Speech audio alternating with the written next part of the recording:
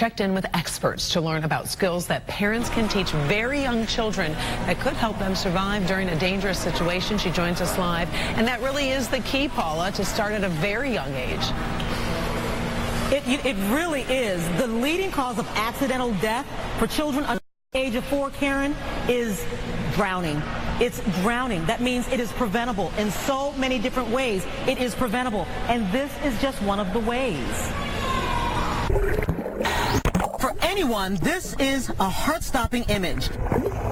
A child floating face down in the water.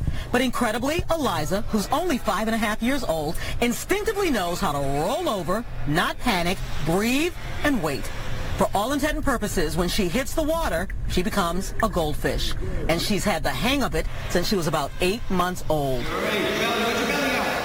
Really quick, they learn that they have to hold their breath. And that's key because they're not choking when they come up.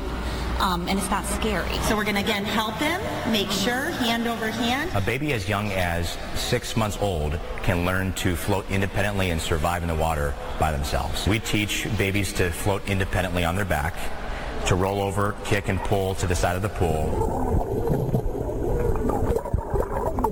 So the first thing you're going to do is lift up his little elbow here, thin, again, watching his chin, thin, then pull him up with his belly. And then we're going to bring one leg around with his flipper. Very good. And then you're going to turn him around so he's facing you. If a child falls in, parents are not around. They can hopefully survive and breathe and float independently before somebody arrives and gets them out of the pool.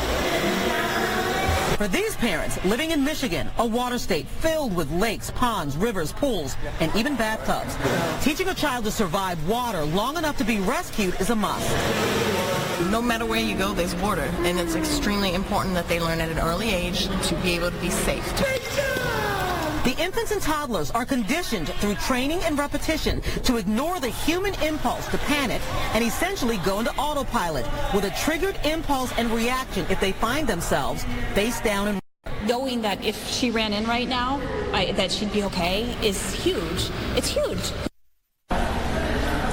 It really is huge, and you see this little 4-month-old, so this is a process. They're being conditioned to not be afraid of the water, and then by the age 6 months to 8 months, then they're actually taught, again, buying them time to roll over, keep their nose above water, buying enough time for someone to discover that they could actually be in the pool, Karen.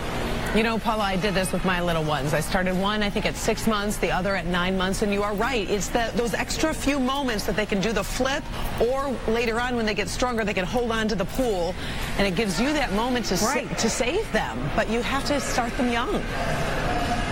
You do, and it's just buying time and also understanding that the child by 8 months is old enough to start learning this. You don't have to wait until they're walking and talking. I know. I have some friends that I'm really pushing on this, so I'm so glad we shared this report. Push. All right. Thank you, Paula. Appreciate it. Push hard.